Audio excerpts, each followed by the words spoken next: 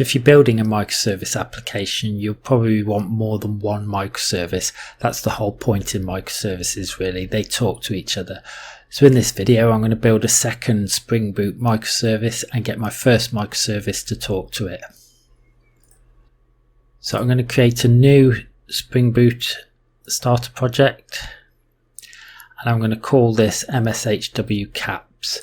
I'm using Maven again. I'm packaging to jar, and that can just stay like that, but the package MSHW caps, and I'll add that to my working set. I'm going to choose Spring Web because it's a web application, and I'll create the project there. Now my original application is running on port 8085, so I'm going to make this one run on port 8086. So in application properties, I'll just say server port 8086, and I'm going to make a very simple controller, make a controller package just for consistency, and then I'll make a very simple controller called caps controller. And what this is going to do, it's a REST controller. It's taking an get mapping, so it's mapped to slash, and it's going to take in an input string. That's a path variable there, input string, so it's written in the path of the API call. And then I'll say if the input string is not null, return the input string to uppercase. If it is null, just return an empty string. Now usually we wouldn't want to return a string, we'd want to return some sort of object from our API calls. That's so that if we do upgrade the object later, it remains backwards compatible with people that are expecting the object structure that you're returning. So it's not usual to return just a string or just a primitive data type, but we'll do that here because it's just an example. And of course it's also not normal in a controller to do processing like this. This whole microservice is just going to capitalize strings, so it's a very simple microservice, but in reality we'd probably have a service layer, and the controller's job would just be to pass the message on to the service layer rather than doing the actual job itself. But again, it's a very simple microservice, so I'll just simply return the string to uppercase in the controller. Now I'm not going to define any profiles, I'll just keep it very simple. So I'll run this application, I'll pull up a web browser and navigate to localhost 8086 and then test string, and then it returns the capitalized string. So the microservice is working. And in my original microservice I am going to define a service layer, and in that I'm going to make a class called capitalize service. Actually I'll make that an interface. It's good practice to define interfaces for your service classes, and that's just going to have a simple method capitalize, which takes an input string.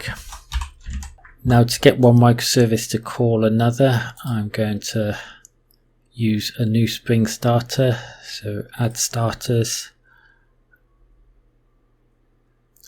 I'm going to use Spring Reactive Web, so I'll select that there and add the changes to the POM, and that will update the project with Maven and bring in the dependencies we need to call our other microservice. Now the recommended way of doing things is to use Reactive Web and to use Web Client.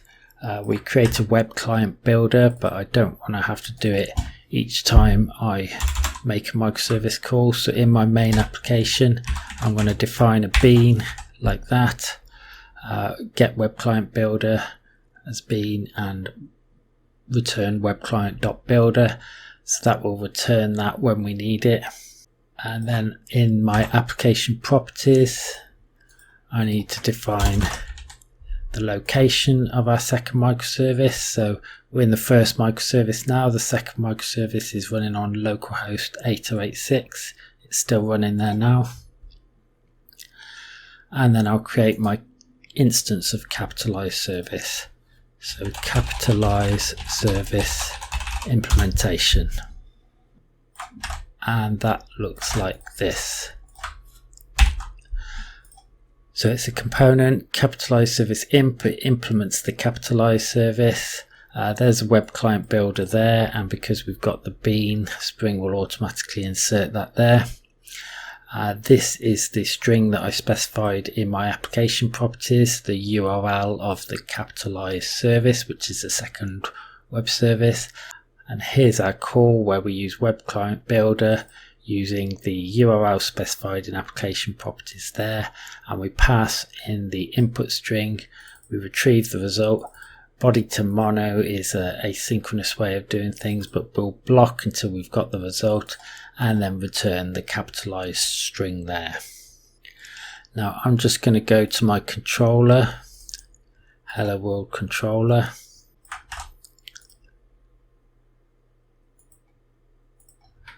I'll add my service in the top and auto wire it, so Springboot will automatically get us implementation of capitalized service there.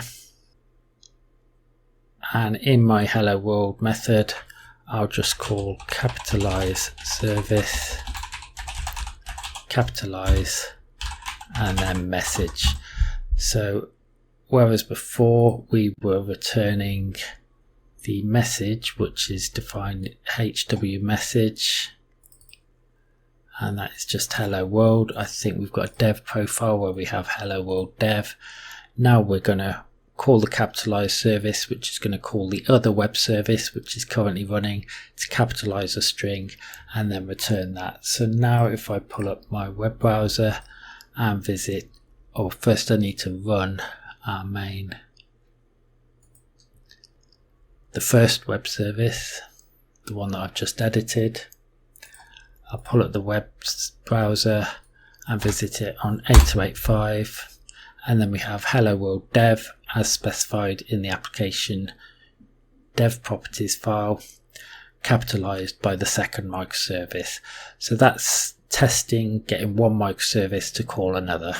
Right, now we do have a problem now with our tests. We have a hello world controller test. If I run that as JUnit test,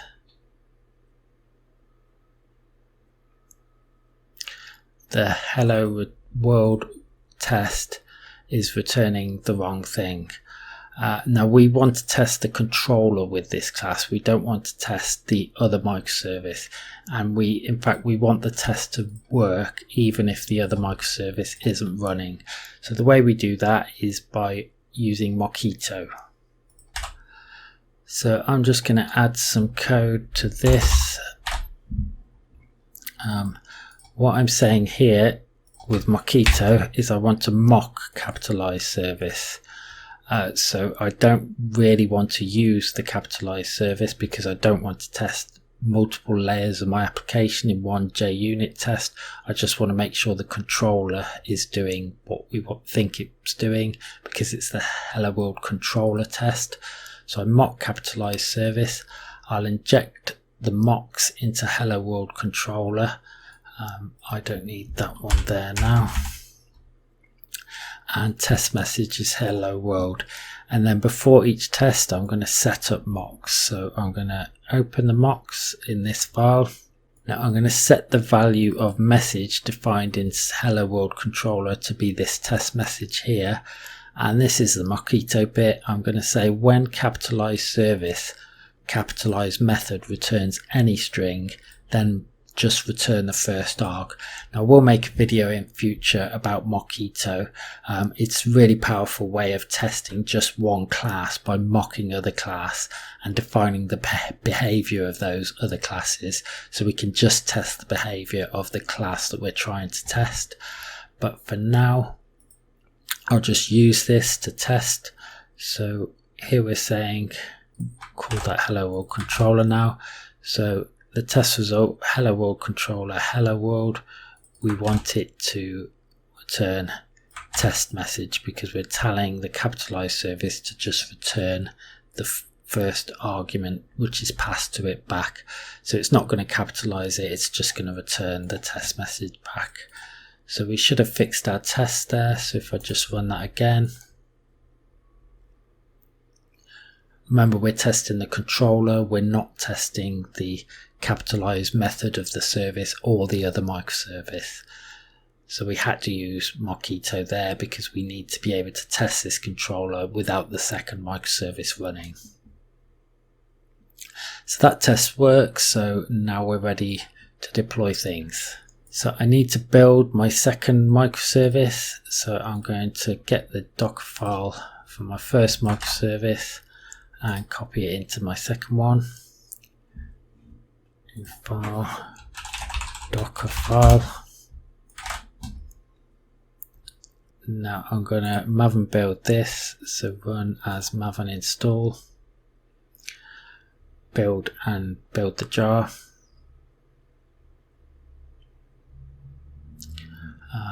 It's not mshw main, it's going to be mshw caps, mshw caps 1. That's the name of our new jar.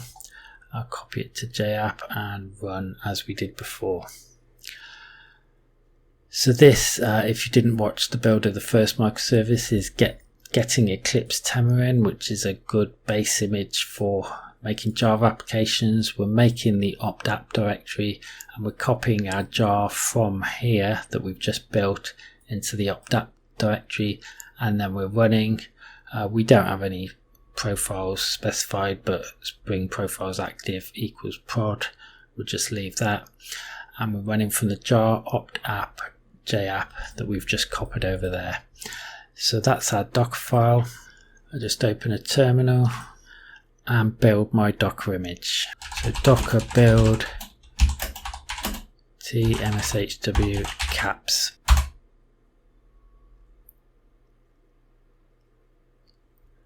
And then I'll do Docker images just to make sure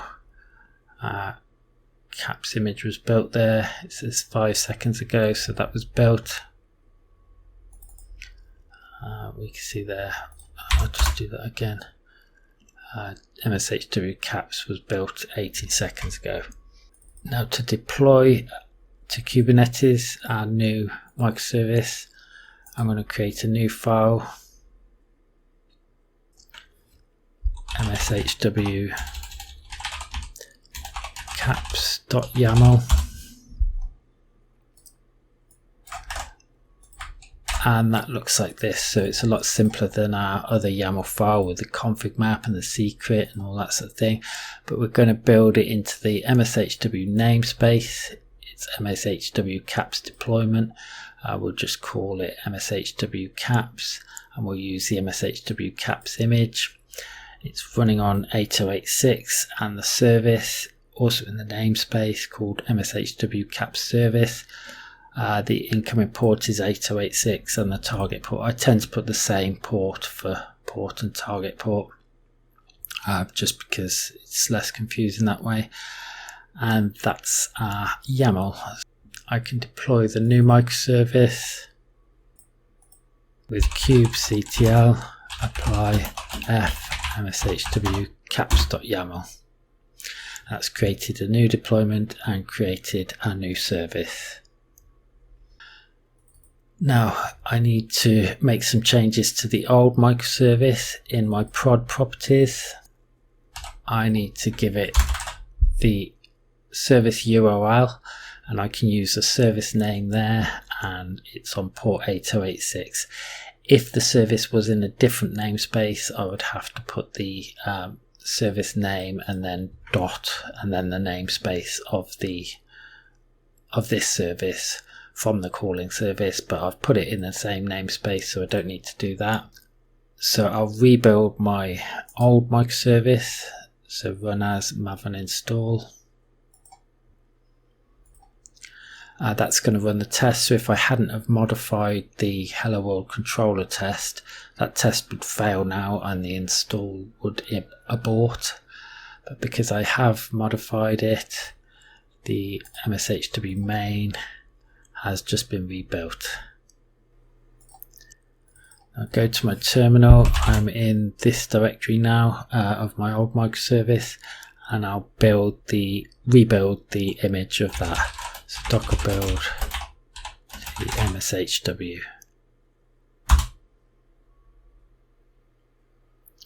And docker images. And just confirm that MSHW was rebuilt. Now I'm going to, everything's built in the MSHW namespace.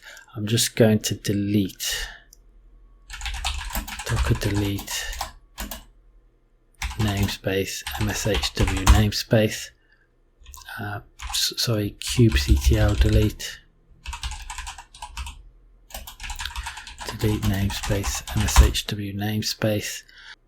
It takes a few seconds to delete a namespace. And I'm also going to delete my persistent volume.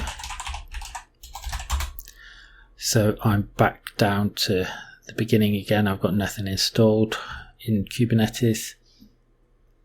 Now I'm going to take the YAML from my cap service and put it into the bottom of the YAML of my main service, just so that I can install things all in one go and just apply the whole thing again in one go. So kubectl apply f mshw, and now I've created again the persistent volume, the namespace, the config map, the secret, the persistent volume claim, the original microservice deployment, the original microservice service, the ingress, and then I've created my new microservice deployment and my new microservice service. So now, assuming things are up and running, I can visit mshw.com, which is the name we've got for ingress, and that's giving us hello world from config map volume. That's defined in the config map, but it's not capitalized.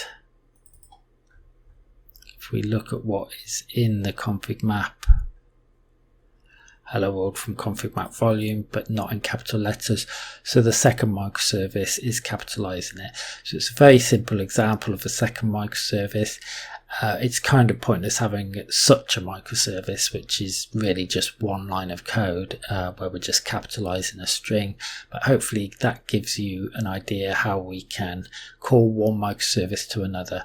Of course, if you're building a microservice application, it's probably going to have a whole architecture to it with some microservices talking to other microservices. So that's how to call one microservice from another using Java Spring Boot in Kubernetes. In the next video, we'll be looking at installing a database, and we'll install a MySQL database, which is another way of persisting data in our microservices. So thanks for watching.